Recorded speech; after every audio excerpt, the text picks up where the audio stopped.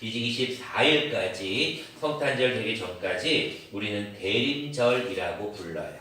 대림절이라는 것은 뭐냐면 기대할 대자, 기다릴 대자를 써서 기다린다는 뜻이에요. 뭘 기다리냐면 강림할 임자, 임할 임자예요. 임재할 임자니까 예수 그리스도의 탄생을 기다리고 어떤 준비하는 기간을 우리는 대림절 또는 대강절이라고 부릅니다. 예수 그리스도께서 이제 12월 25일이 되면 이 땅에 태어나신 날이에요. 근데 그날을 우리가 준비하는 마음으로 이제 이 한 달의 기간 동안을 하나님 앞에 대림절 기간을 지켜야 되는 것이 오늘 본문입니다. 근데 여러분들 이 대림절 기간에 예수 그리스도의 탄생에 대해서 오늘은 성경은 요셉과 마리아에 대한 얘기로 시작합니다. 18절에 이렇게 시작하고 있죠. 예수 그리스도의 나심은 이러하니라. 그의 어머니 마리아가 요셉과 약혼하고 동거하기 전에 성령으로 잉태된 것이 나타났다라고 기록하고 있어요.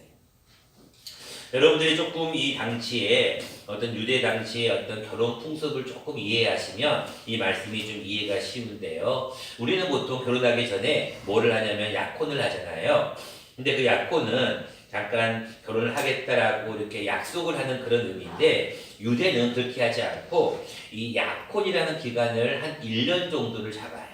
그래서 1년 정도를 약혼을 하면서 같이 둘이 동거를 합니다.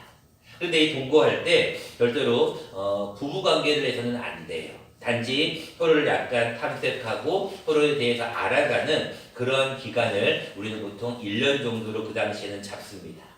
그래서 1년 정도는 같이 살기는 살지만 어떤 결혼은 아니지만 그래도 동거는 시작하는 그런 시기가 한 1년 정도 돼요. 근데 약혼을 하고 나서 이제 같이 살려고 이제 마리아를 데려오려고 하는 순간에 이상한 소문이 퍼지는 거예요. 무슨 소문이 퍼졌냐면 마리아라는 저 여자가 이제 곧 요셉이라는 사람과 약혼할 저 여자가 아이를 냈다는 거예요. 임신을 했다는 거예요. 배가 점점 불러오는 거예요. 그러니까 사람들이 다들 뭐라고 얘기하냐면 저 여자는 어떤 분명히 결혼도 전에 약혼도 이제 할 사람인데 다른 남자를 가졌다, 다른 남자를 만났다라고 하면서 막 돌팔매질을 하는 거예요. 이 여인을 잡아다가 죽여야 된다라고까지 하는 사람이 있었을 수도 몰라요. 근데 그의 남편 요셉은 뭐라고 얘기하냐면 19절에 보니까 그를 드러내지 아니하고 가만히 끊고자 했어요. 무슨 얘기냐면 약혼의 관계를 끊어버리려고 했던 거예요. 왜냐하면 다른 어떤 남자가 생겼을 거다라고 생각하는 거예요. 근데 그날 밤에 요셉이 꿈을 꿉니다. 꿈을 꾸는데 뭐라고 얘기하냐면 다윗의 자손 요셉아 내 아내 마리아 데려오기를 무서워하지 말라. 그에게 잉태된 자는 무엇으로 된 것이라고요? 성령으로 된 것이다 라고 얘기를 하면서 그 여인이 아이를 낳을 건데 그 이름을 예수라고까지 할 정도로 그 요셉이 꿈을 꾸게 됩니다. 그 얘기를 듣고 나자 24절에 보니까 요셉이 잠에서 깨어 일어나 주의 사자의 분부대로 행하여 그의 아내를 데려왔다라는 것은 이제 약혼을 하기 위한 그의 아내 마리아로 데려왔다는 그런 얘기예요. 근데 아들을 낳기까지 동침하지 아니하였고 낳아서 이름을 예수라 하였다라고 기록하고 있습니다. 자, 오늘은 우리가 예수라는 그 이름 또 임마누엘이라고 하는 그 이름 두 가지의 뜻에 대해서 우리가 함께 말씀을 좀 참고해 보려고 합니다. 자, 여러분들 먼저 예수의 이름이 무엇이냐? 여러분들 예수의 뜻이 무엇인지를 먼저 알아야 되는데 21절에 이렇게 말씀하고 있습니다. 아들을 낳으리니 이름을 예수라. 이는 그가 자기 백성을 그들의 죄에서 구원할 자이심이라 라는 뜻입니다. 그래서 여러분들 예수의 뜻이 무엇입니까? 라고 하면 여러분들은 이제 구원이라고 얘기하시면 돼요. 여러분 크리스마스가 뭘까요? 크리스마스 12월 25일이 크리스마스죠. 여러분 크리스마스 하면 뭐가 제일 먼저 떠오르시나요?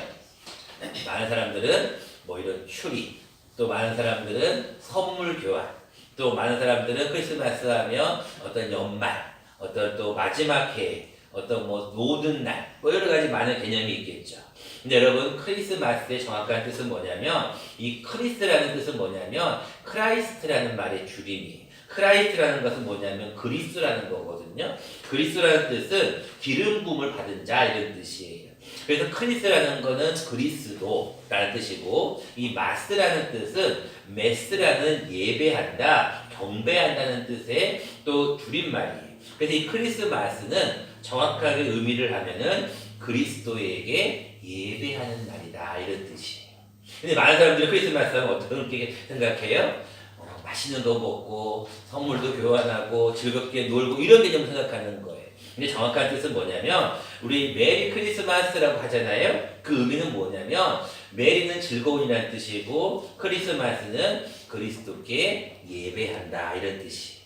여러분들 크리스마스에는 뭐 해야 되냐면 밖에 나가서 세상 사람들과 같이 놀고 마시고 선물 교환하는 날이 아니라 뭐 하는 날이냐면 교회에 와서 하나님 앞에 예배하는 날이에요.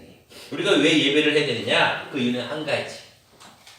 예수께서 우리를 죄에서 구원해 주셨기 때문에 그렇습니다. 여러분들 그래서 이제 12월 24일 날 우리가 성탄절날 발표도 하겠고 25일 성탄절 예배도 드리겠지만 크리스마스의 정확한 의미는 그리스도께 예배하는 날이다. 이거를 꼭 여러분들 기억하시기를 바랍니다. 두 번째, 예수의 이름이 있어요. 그 이름은 무엇이냐면 임마누엘이라고 하는 이름이 있습니다. 오늘 13절 말씀에 이렇게 말씀하고 있습니다. 보라 처녀가 잉태하여 아들을 낳을 것이요 그의 이름은 임마누엘이라 하리라 하셨으니 이를 번역한즉 누가 우리와 함께 계시다고요? 하나님이 우리와 함께 계시다라는 뜻입니다. 여러분들 아까도 처음에 얘기했듯이 누군가가 나와 함께 있다는 것은 정말로 큰 일이에요. 여러분 하나님이 여러분들을 사랑하셔서 처음에는 아담과 하와와 같이 늘 대화를 했어요. 야 이렇게 해라. 네. 이렇게 하지 말아라. 네. 그랬어요. 근데 아담과 하와가 범죄를 하였네요. 그래서 에덴 동산에 쫓겨남을 당하였어요. 그리고 난 다음에 아담의 후손들이 쭉 살고 있는데 그들이 또 말을 안 들으니까 하나님께서 누구를 보냈냐면 주의 종들을 보내셨어요. 선지자들을 보내셨어요. 많은 하나님의 사람들을 보내셔서 그렇게 하면 안 된다라고 얘기했어요. 그랬더니 알겠습니다 해놓고 난 다음에 또 죄를 짓는 거예요. 그러니까 안 되겠는 거예요. 도저히 자꾸 주의 종들을 보내고 선지자들을 보내도 이 인간들이 말을 안 듣는 거예요. 그래서 누구를 보냈을까요? 그의 아들을 보내신 거예요. 그 아들이 누구시냐면 예수님이에요.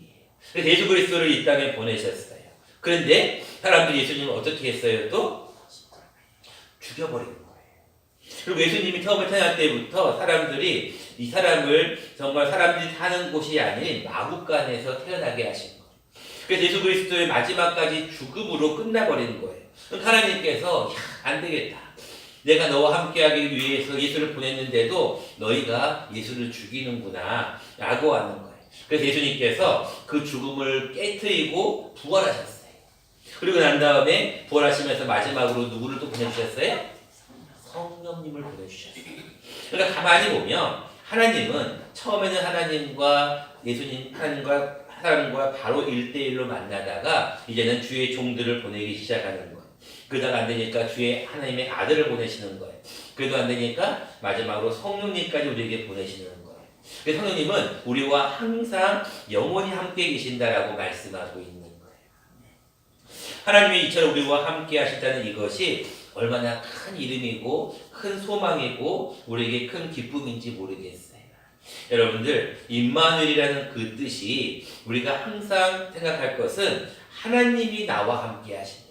하나님이 우리와 함께 하신다는 뜻도 되지만 하나님이 나와 함께 하신다는 이 사실이 우리에게는 하늘의 영광이고 땅에는 평화의 소식을 전해야 되는 그 이유가 된다라고 생각합니다.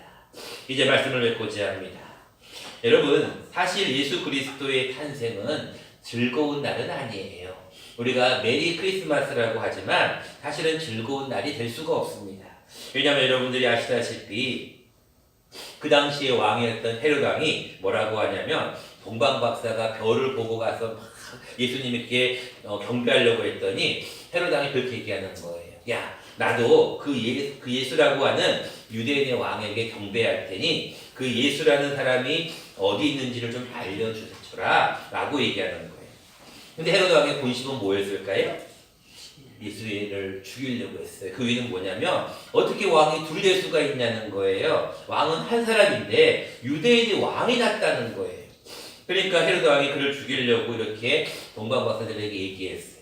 근데 동방박사들이 꿈에 보니까 하나님께서 그리로 가지 말라라고 해가지고 다른 길로 갔어요.